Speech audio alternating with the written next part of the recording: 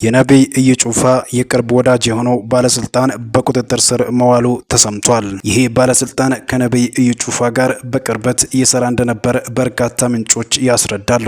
አንዳንድ ጊዜ ኃይለኛ የተባሉ ሰዎችን የመንደር ደብዳቤ ቦታ ያስለቅቃል። በጣም አደገኛ የተባሉ ሰዎችን፣ ጉልበታም የተባሉ ሰዎችን፣ ተጽዕኖ ፈጣሪ የተባሉ ሰዎችን ከመንደር የሚጻፍ ደብዳቤ ቦታ ሲያስለቅቅ እንመለከታለን። ይህ ግለሰብ ነብይ እዩ ጩፋ ከወራት በፊት በሐዋሳ ከተማ አዘጋጅቶ የነበረው ኮንፈረንስ እንዲካሄድ ከእዩ ጩፋ ጋር በቅርበት ሰርቶ እንደነበርና ከእዩ ጩፋ በርካታ ገንዘብ ተበርክቶለት እንደነበርም የተለያዩ ግለሰቦች ሲገልጹ ተሰምቷል። የቀድሞ የሲዳማ ክልል የጸጥታና ሰላም ቢሮ ኃላፊ አቶ አለማዮ ጢሞቴዎስ በቁጥጥር ስር ውሎ በትላንትናው ዕለትም ያለመከሰስ መብቱ መነሳቱም ታውቋል። የቀድሞ የሲዳማ ክልል ሰላምና ጸጥታ ቢሮ ኃላፊ አቶ አለማዮ ጢሞቴዎስ ያለመከሰስ መብታቸው ተነስቷል። የሲዳማ ክልል ምክር ቤት በትላንትናው ዕለት 6ኛ ዙር ምርጫ 4ኛ የሥራ ዘመን 2ኛ አስቸኳይ ጉባኤ የምክር ቤት አባሉን ያለመከሰስ መብት አንስቷል። ግለሰቡ በስልጣን ያለአግባብ መጠቀም፣ በሙስና በቀጥታ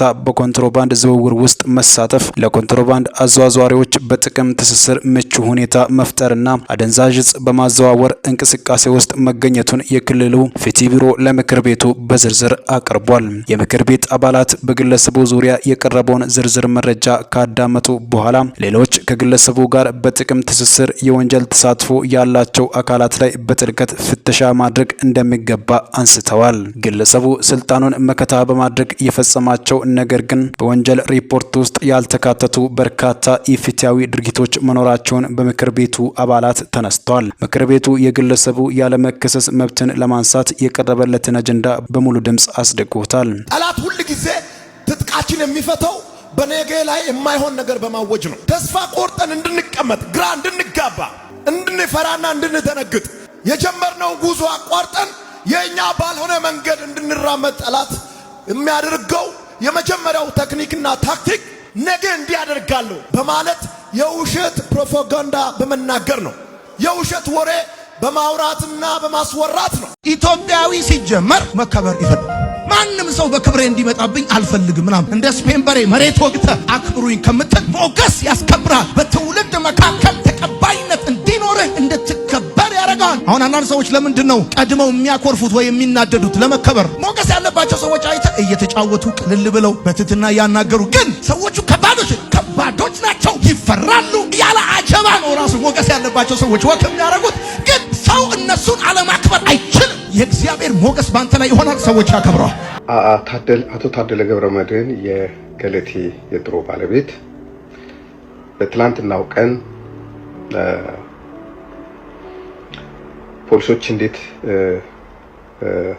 እንዳንገላቱት ኢሰብአዊ የሆነ አያያዝ ልብሱን አስወልቀው አካሉ ላይ ጉዳት አድርሰው እንዴት እንደያዙት ራቁቱን ፎቶ አንስቶ የኋሊት የፍጥኛ አስረውት አይታችሁ ይሆናል። በኢትዮጵያ ዘመናዊ ሕግ ከመጣ ባለፉት ዓመታቶች ውስጥ ከተደረጉ ነገሮች ሁሉ እንደዚህ በይፋ በተዋረደ መልክ ሰውን ለመያዝ ምንም ወንጀል ያልፈጸመ ሰው ለማሰቃየት የተካሄደው ርቀት የሚያሳፍር ነው።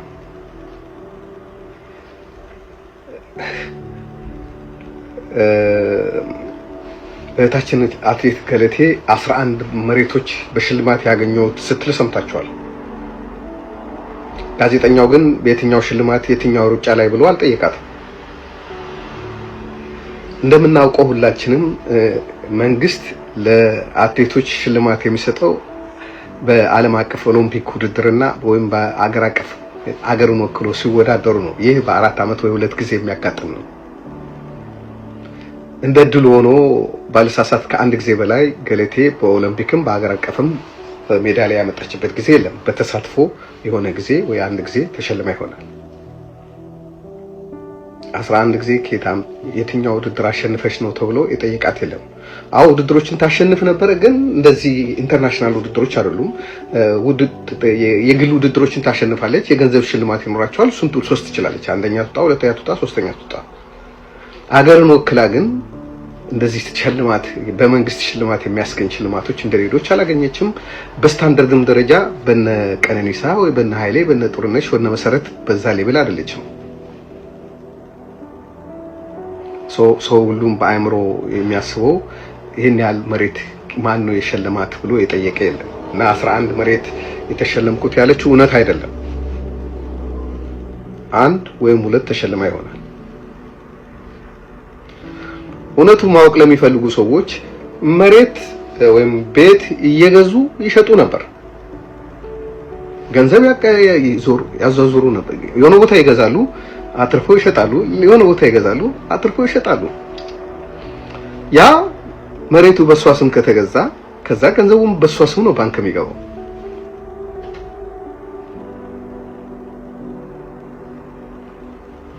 መኪኖች የተባሉት 5 መኪኖች በአንድ ጊዜ 5 መኪና ኖሯቸው አያውቅም።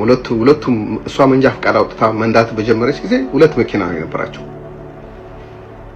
ግን አንዱ መኪና ሲያረጅ ሌላ ይቀየራል፣ አንዱ መኪና ሲያረጅ ሌላ ይቀየራል። ያ ነው 5 ብላ የቆጠረችው እንጂ በአንድ ጊዜ 5 መኪና አልነበራትም።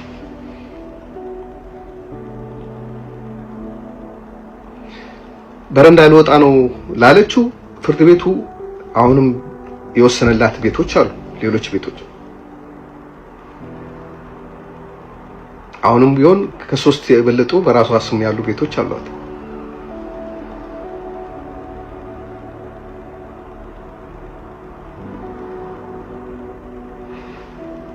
ይሄ ሰው በጭፍን ነው የተፈረደበት።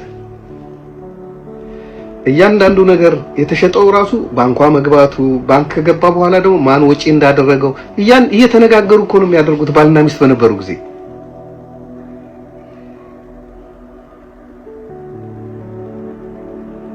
ከተጣላ ሁለት የሚዋደድ ሰው ከተጣላና እልክ ውስጥ ከገባ በኋላ የሚወራ ነገር ሁሉ እውነት ሊሆን አይችልም። ስሜት ነው በብዛት ስሜት ይበዛዋል። ከለቴ ስላለቀሰች ተዘረፍኩ ስላለች አንድ ሌላ ዜጋ የሌላ ሀገርም ሰው ቢሆን እውነት ነው ወይ ተብሎ አይጠየቅም። ሰይፉ ፋንታውን ሚዛናዊ ሆኜ እሱን ላናገረው ፈልጋለሁ ሐሳቡን የሚሰጥ ሰው ካለ ኦኬ ቀጠሮ ያዙ። ቀጠሮ ከያዙ በኋላ ሄዶ የሰውዬ ቢናገር እውነቱ ሊታወቅ ስለሆነ ከእውነቱ በፊት እሱ መያዝ ነበረበት። ተያዘ። የተያዘው ኃይሌ ገብረስላሴና መሰረት ደፋር ልናናገር እንፈልጋለን ብሎ ኃይሌ ቢሮ ጠርቶት ነው የተያዘው። እዛው ነው የደበደቡት፣ እዛው ነው የቀጠቀጡት።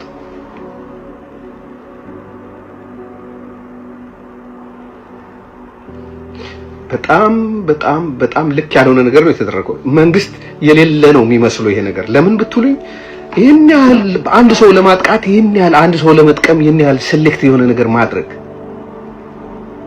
የሰው ወንጀሉ ብሔሩ ካልሆነ በስተቀር ሌላ ወንጀል የለበትም። ወንጀል ቢኖርበት እኔ ነኝ አንደኛ መኮንን ነው የነበረው።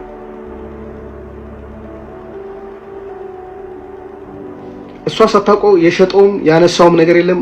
በሽማግሌም በፍርድ ቤትም እያንዳንዱ ነገር ታይቷል። ፍርድ ቤትስ ቢሆን እነዚህ አሁን የሚያስሩት የሚገርፉት ሰዎች በፊትስ በፍርድ ቤት ተጽዕኖ እየፈጠሩ አልነበረም እንዴ? እሱ እኮ ተራ ሰው ነው፣ እሷ እኮ ታዋቂ ሰው ነች። እንዴት አንድ ተራ ሰውና አንድ በጣም ፌመስ የሆነ ሰው እኩል ታወዳድራላችሁ? ሰው ለማናገር ሰው ለማግኘት ሚኒስትር አንስቶ ሚኒስትር ጋር መደወል የሚችል እንደፈለገ ገብቶ መናገር የሚችል እሱ ፌመስ ሰው ነው? እንደሷ በሀገር ደረጃ የታወቀ ሰው ነው ወይስ አንድ በዝቅተኛ ኑሮ ላይ የሚኖር ሰው?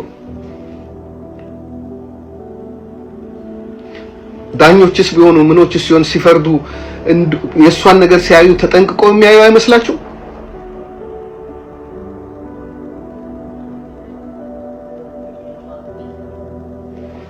ሰው በጣም ብዙ ነገር ብዙ አስተያየቶች አይቻሉ። ህሊና የሚባል ነገር አለ። ሰው ዘሩ ምኑ ይሁን መልኩ ምንም ይሁን ሃይማኖቱ ምንም ይሁን ዳኝነት በህሊና ነው የሚሰጠው።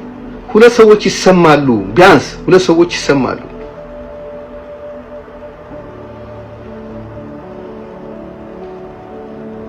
ኦኬ የአዲስ አበባ ፖሊስ ኔጋ የለም ማለት ሪፐብሊካን ጋርድ ነው የወሰደው።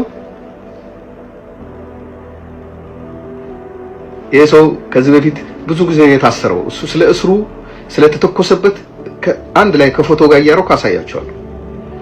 አካሉ ስለጎደለው ነገር እነግራቸዋለሁ። ማወቅ ለሚፈልግ ሰው ለሁሉም ሰው አለ፣ እውነት የሚፈልግ ሰው አለ። አገሩ ምን አይነት እንደሆነች ሰው ማወቅ አለበት። የሚኖርበትን ሀገር ማወቅ ጥሩ ነው።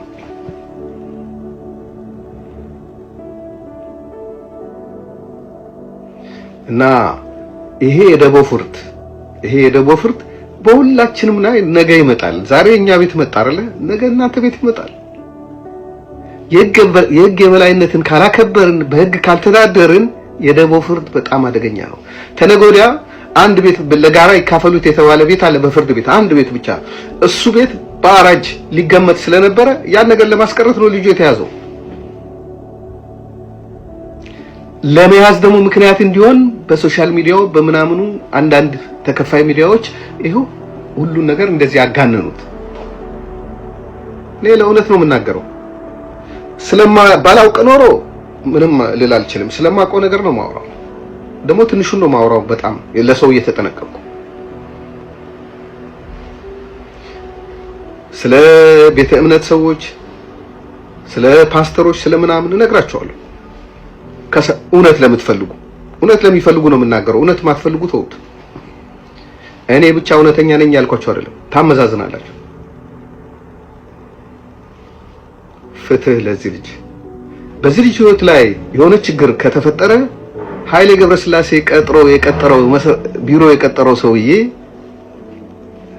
አንድ ጥያቄ ነው። ነሴፉ ፓንታውን አትሌቶች ዝም አሉ ወይ ብሎ ያነሳሱት እነ ሄኖክ የሀበሻ እኔ ሌሎችን ብዙ እንትን አላልኳቸው። በየሰዓቱ ስለ ቤተሰቡ፣ ስለ እናቱ ሁሉ፣ ስለ ህፃናቶች ሁሉ ሲያወራ የነበረው ሄኖክ በቀይ ሽብር ዘመን ደብዳቤ ለቤተሰብ የሰጡ ሰዎች ሰውየው ከሞተ በኋላ ያውቃል ተብሎ የተፈረደባቸው አውቃለሁ። ሰዓት ለቤተሰብ የሰጡ እናንተ እንደዚህ አይነት ነገር በአንድ ሰው ህይወት ዙሪያ የጠነጠናችሁ ሰዎች ሁሉ በህግም በሞራልም የምትጠየቁበት ቀን ይመጣል። እውነት ትቀጥናለች እንጂ አትበጠስም። ማን እውነተኛ እንደሆነ ጊዜ ይፈታዋል። ይሄ መንግስት የወጣው በጣም ከተሰደበው ለዘላለም ለረጅም ዓመታት ከተረገጠው ማህበረሰብ ውስጥ ነው የወጣው። ይሄ ማህበረሰብ ውስጥ የተናቀ ማህበረሰብ ስለነበረ፣ የተሰደበ ስለነበረ፣ በጣም ዋጋ የከፈለ ስለነበረ፣ እየታሰረ ስለነበረ፣ እየሞተ ስለነበረ፣ እየተፈናቀለ ስለነበረ እግዚአብሔር ጊዜውን አምጥቶለታል። ከዚህ መንግስት ላይ ከዚህ ማህበረሰብ ላይ ስልጣን የሚቀበል የትኛውም ኃይል የለም። ስለዚህ ይሄ መንግስት ይሄ ህብረተሰብ መንግስቱ ክርስቶስ ኢየሱስ ዳግም እስኪመጣ ድረስ አቡነ ገብርኤል ያው ለዚህ ብለው አትደንግጡ ይላሉ። ሰምታችኋቸዋል አይደል?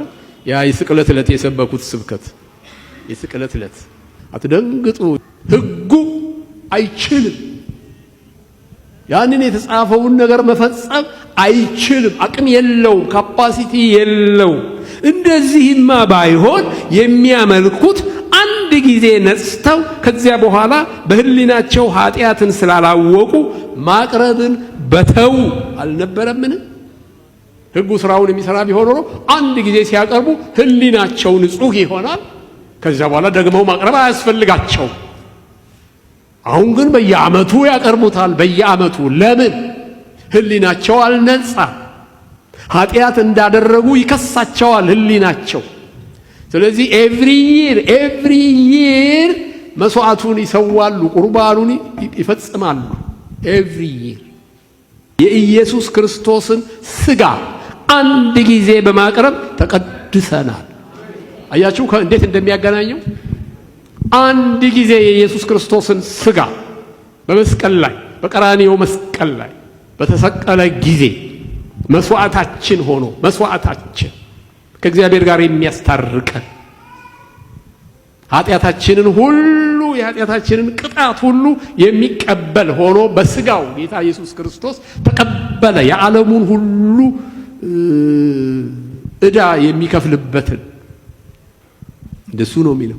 ኦርቶዶክሶች ልክ ናቸው ማለት ልክ ናቸው ያልኩበትን የራሴን ምክንያት አስቀምጣለሁ።